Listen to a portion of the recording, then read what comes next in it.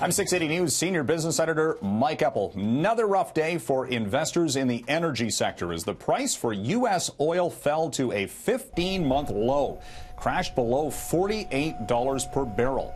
Big losses for the Canadian crude index as well as the oversupply persists for the energy trade going into the end of the year and into 2019. Lots of worries that even with OPEC talking about cutting production, the U.S. is producing oil at never-before-seen levels. And then, of course, you've still got the pipeline constraints in the Canadian energy space weighing on Canadian prices.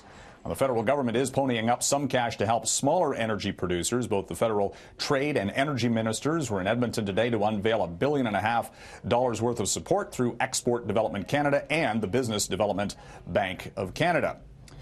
Price for gas in the GTA is coming down at midnight tonight to pretty much the lowest of the year, below $1.06 per liter, according to the forecast from Enpro, falling a penny, and we should see further price declines later in the week, just tracking the price for oil heading south.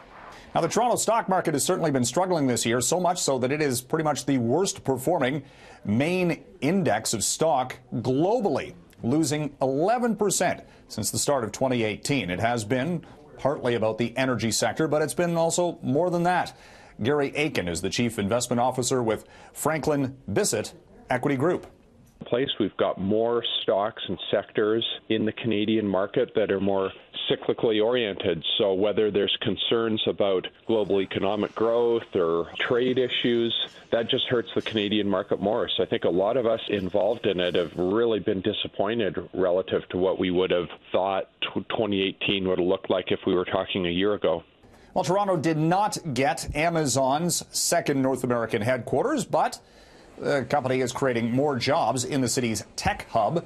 Amazon Canada today announced 600 new jobs in an office space in Scotia Plaza in the downtown core. This on top of the 800 tech jobs created just last year in a second Amazon Canada office. Amazon has announced upwards of 6,000 new jobs nationwide this year, also adding a distribution center in Edmonton, and that's going to create another 1,000 jobs there.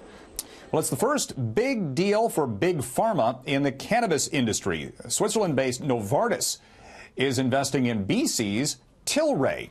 Not talking about dollars, it's more of a distribution platform at this point to get products into legalized cannabis markets. But we've seen other big industries, including big tobacco and big beverage companies, already invest in the cannabis space. And with the Novartis deal today, Tilray shares gained more than 10% on Wall Street. If you like crowds, head to the mall, 2 o'clock Friday afternoon. That is expected to be the peak shopping for the Christmas sale season, according to Moneris, the company that operates the debit and credit card system across the country. They have done these tabulations over the past several years, and all of the procrastinators wait until the Friday before Christmas to get their shopping done, and then things taper off going into Christmas Eve.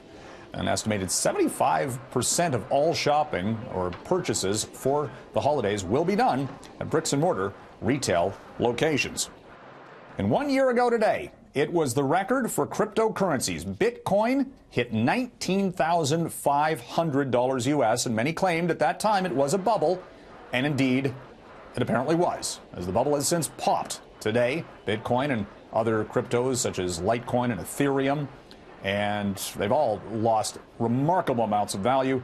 Bitcoin today traded at around $3,500 US, and we'll see if in fact it can stabilize going into the new year.